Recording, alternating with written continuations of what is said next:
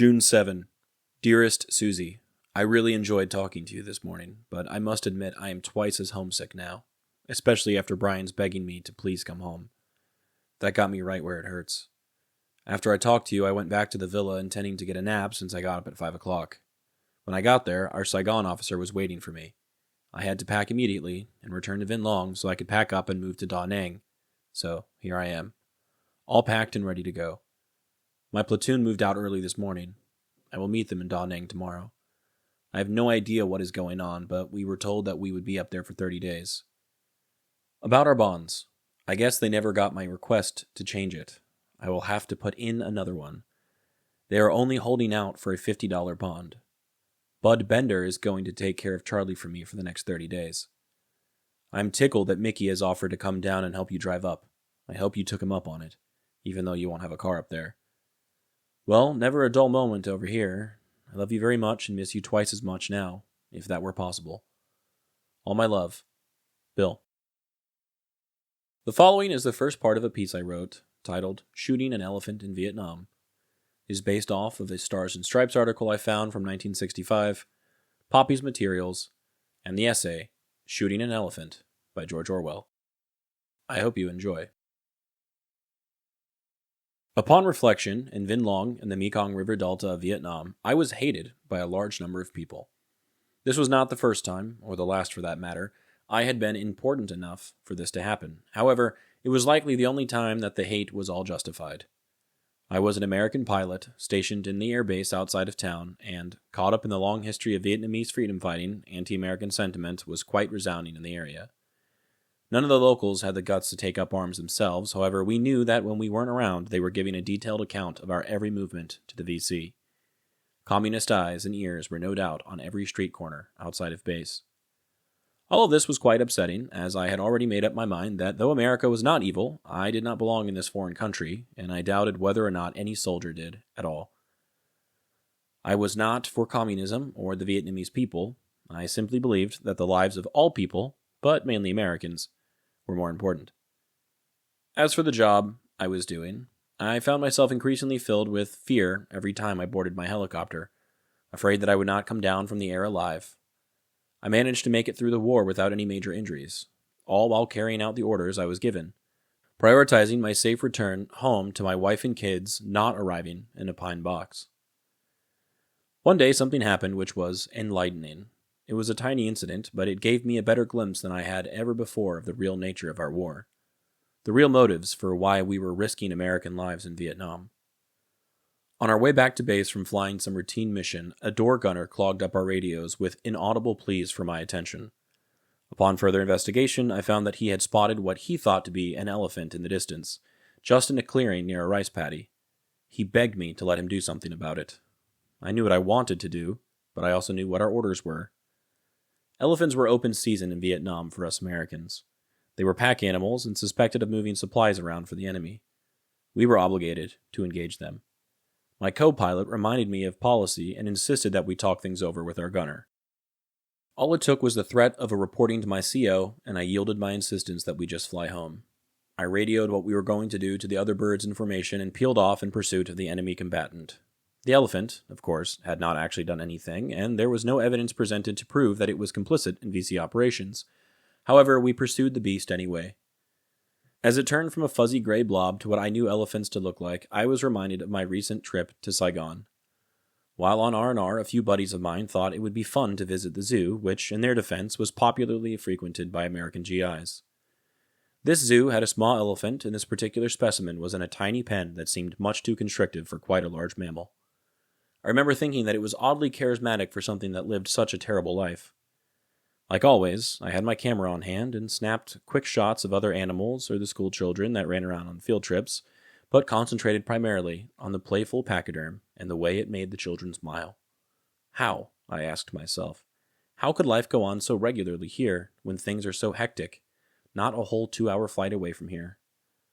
The zoo's elephant was expressive, but I remembered his eyes most. I knew not what he was thinking, but I knew something was going on behind that trunk. Piercing static feedback interrupted my thoughts as my door gunner snorted over the comms. "Turn to the right a bit so I can get a good line of sight, and don't get too low. I don't want you scaring off this Charlie. We can't let him get back into the trees. I did what I was asked, and within moments the M60 roared to life. My co-pilot screamed in approval, fueled by adrenaline and testosterone, but I felt so alone, since no one at base or in the nearby village really knew what we were doing. Elephants were important to most natives in this country.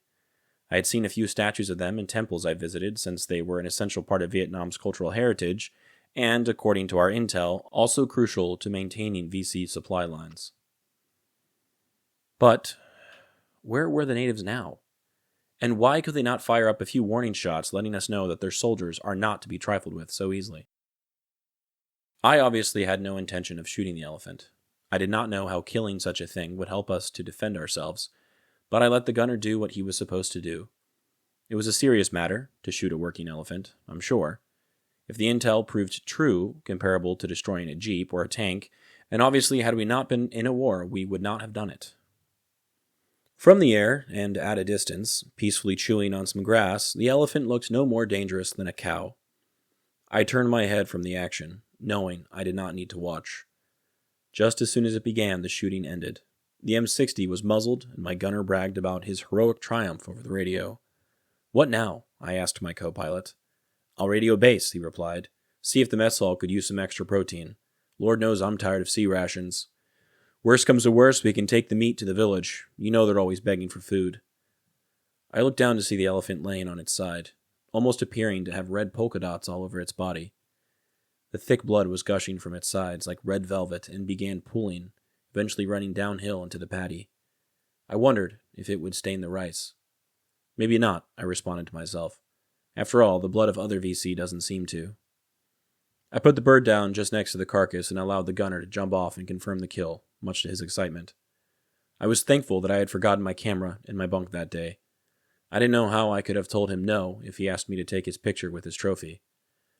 As I jumped to the ground, I routinely scanned the tree line for any sign of the enemy, but the eyes of the elephant ensnared me. I could not look away. They were open. They were expressive. Just like the elephant I had seen just weeks before. The sad existence in the zoo didn't seem so bad after all. That elephant would never have to worry about strafing from foreign combatants. The gunner immediately began dressing the animal. We may have been thousands of miles away from home and carving up something foreign, but a farm boy always somehow knew the best way to field dress a carcass. With the help of the co-pilot, he made quick work of the body, and by the time he was done, we got word back from the base that we did not need the meat. We were told that it would be best if we gave it to the village as an act of gory philanthropy. My guys asked me to help load everything on the Huey, but I insisted on maintaining the perimeter, even if I did only have my .45 on me.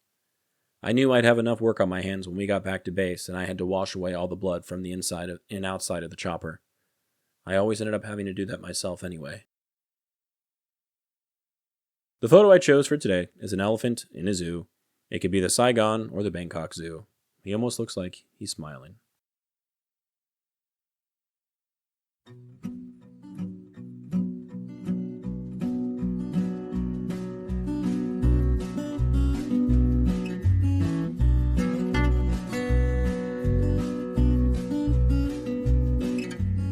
I'm Alex Lowy, and I hope you have enjoyed listening to this episode of Dearest Suzie, and receiving messages from the past that my Popi wrote exactly 60 years ago.